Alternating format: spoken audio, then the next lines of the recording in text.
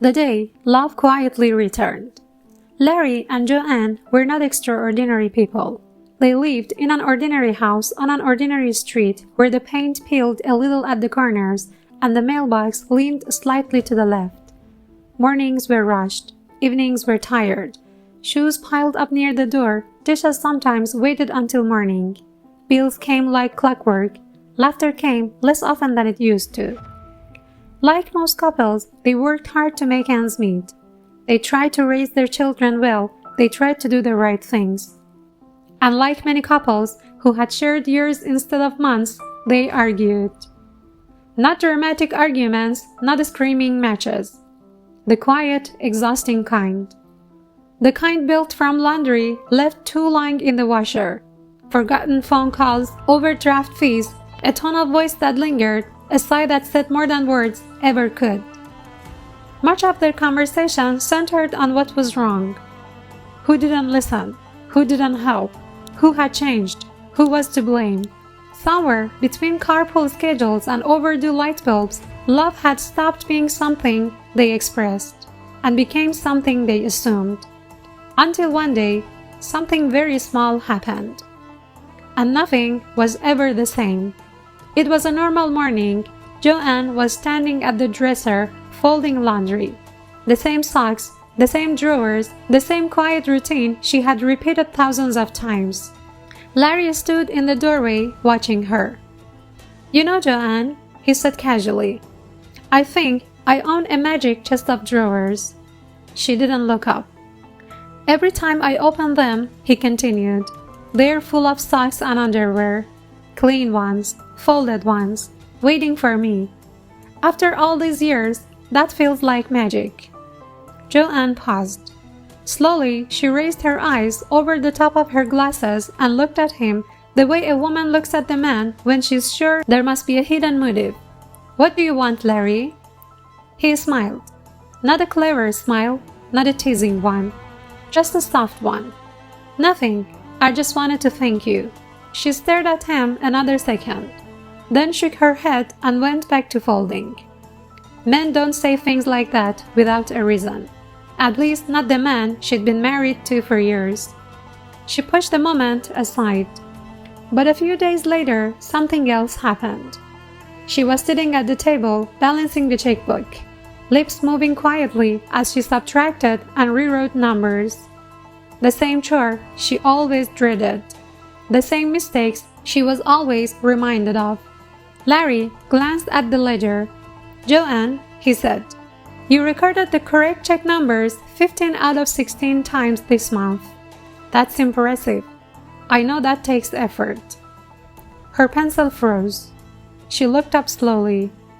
"Larry," she said, suspicious, "you usually complain about the one time I get it wrong.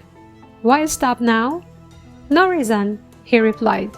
"I just wanted you to know I noticed." She watched him walk out of the room. "What has gotten into him?" she murmured. But something subtle had already begun. The next time she wrote a check at the grocery store, she double-checked the number, then triple-checked it. And suddenly she realized she cared. Not about the number, about being seen. Larry's behavior didn't stop. It grew. "Dinner was wonderful," he said one night, setting his fork down. "You've probably cooked more than 15,000 meals for this family. That's amazing." Another day, "The house looks really nice. I can tell you worked hard." Another time, when she passed him in the hallway, "Thank you for being you. I really enjoy your company." Joanne began waiting for the punchline. It never came. No sarcasm, no correction, no complaint hidden inside a compliment. Just appreciation. It made her uneasy. Where was the criticism she had learned to expect? The little sighs, the casual remarks about what she should do differently. She wasn't sure whether to trust what was happening. Then their 16-year-old daughter, Shelley, cornered her in the kitchen.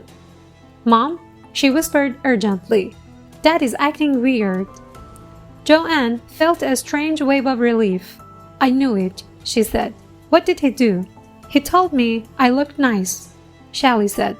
Me, in this makeup, in these clothes. He still said it. That's not Dad. Something's wrong. Joanne didn't know whether to laugh or worry. But whatever had changed inside Larry, it didn't fade. Days passed, then weeks. He kept noticing, kept thanking, kept speaking gently. Over time, Joanne stopped bracing herself.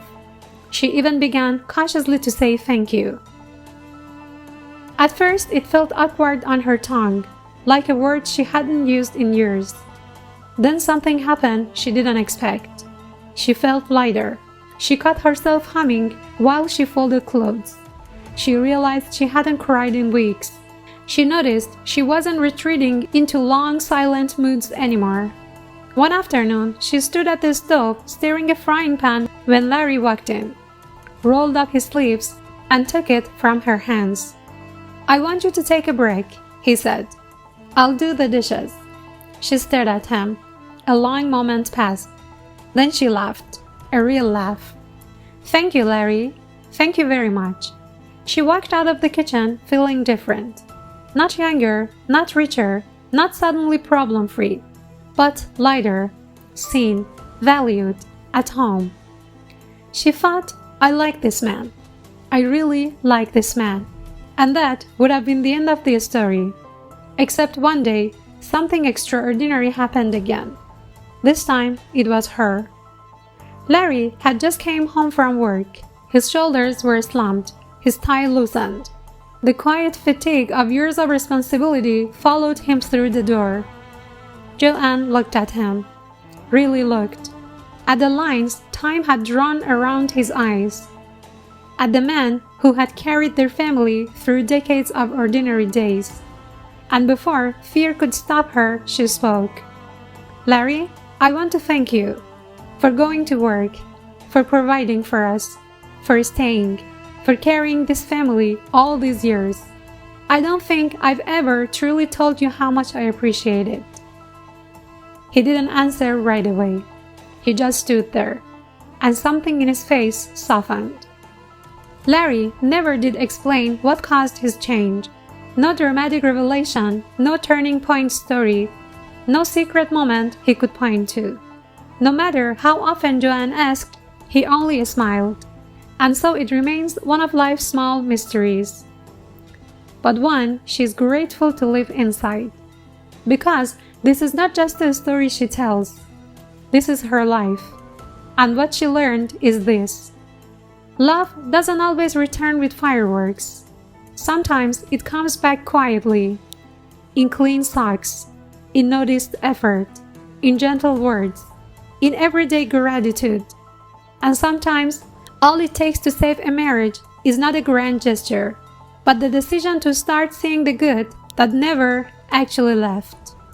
The end.